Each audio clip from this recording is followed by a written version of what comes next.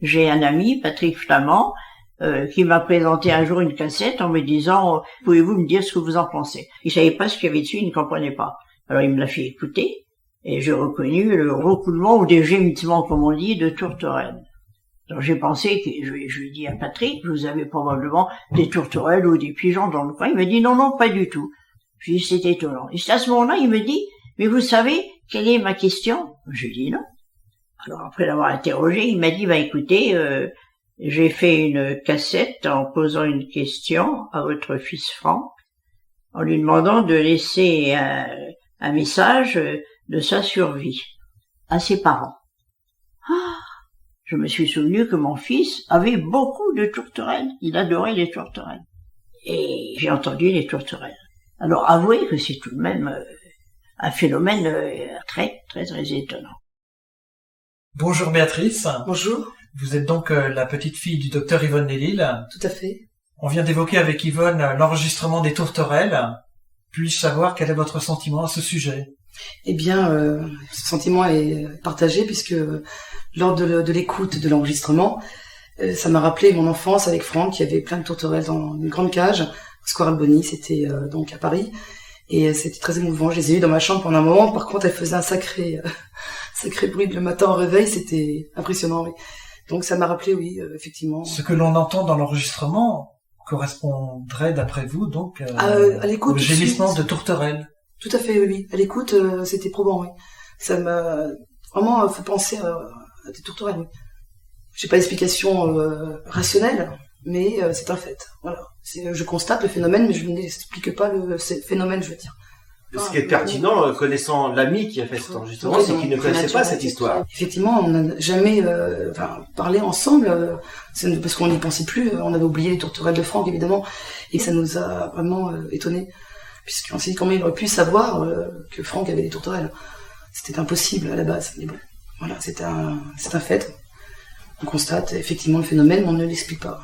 Il n'y avait pas aucun moyen de savoir.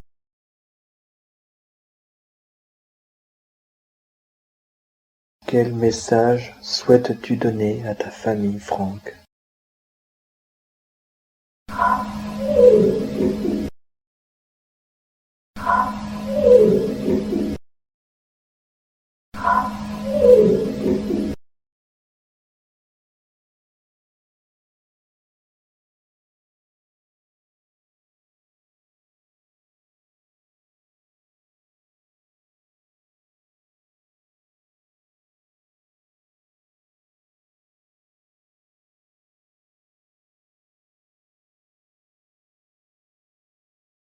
Je te ferai écouter l'enregistrement lui-même des tourterelles. Parce que moi, je ne savais pas à quoi ressemblaient on appelle ça les gémissements des tourterelles. Donc, j'ai envoyé là, j'ai entendu un bruit bizarre. Au moment où tu as dit gémissement des tourterelles, il y a eu un bruit bizarre. On verra à l'écoute. Chez moi, là, il n'y a pas de bruit. Donc, moi, j'ai entendu un bruit bizarre. Ça faisait comme un gémissement. D'accord. Donc, je te renverrai l'enregistrement où on m'entend demander à son fils, Franck, quel message souhaites-tu donner à ta famille, Franck? Et dans les secondes qui suivent, on entend un cri qui n'est ni une voix humaine, ni des bruits. Et donc, je ne savais pas ce que c'était. Donc, pour Yvonne, ça a été vraiment une preuve.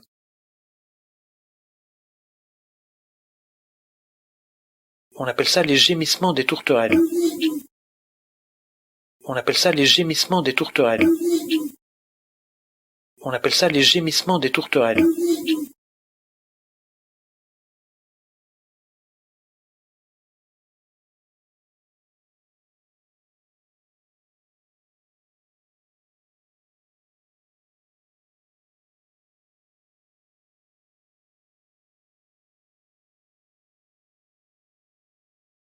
Yvonne, que Dieu te bénisse, ma très chère amie Yvonne. Tu sais que je ne t'oublie pas si tu nous entends. Est-ce que tu pourrais nous faire un petit coucou? Toi qui habitais Square Alboni. Tu te souviens quand j'allais te chercher Square Alboni et que je te ramenais? Ce sont des merveilleux souvenirs que je garde dans mon cœur, Yvonne. Est-ce que tu pourrais me faire un petit coucou, nous dire quelque chose? S'il te plaît. Je me rappelle bien quand je raccompagnais Yvonne. Je me rappelle, elle montait toujours dans ma voiture et puis après on allait rue de Passy.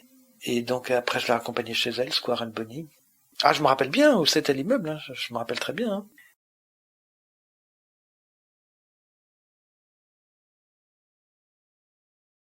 Si tu nous entends, est-ce que tu pourrais nous faire un petit coucou?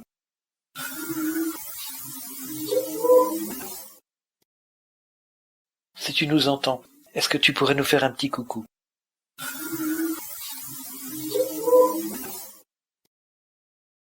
Si tu nous entends, est-ce que tu pourrais nous faire un petit coucou?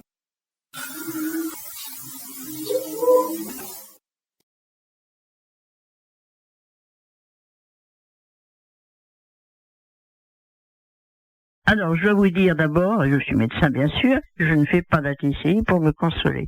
Je cherche la vérité. Je la retrouverai peut-être pas d'ailleurs. Vous savez, la vérité, c'est un grand mot. Hein, Je reproche aux scientifiques de ne pas justement s'intéresser à ça, parce que nul n'a le droit de se poser en négateur catégorique d'un phénomène mal connu.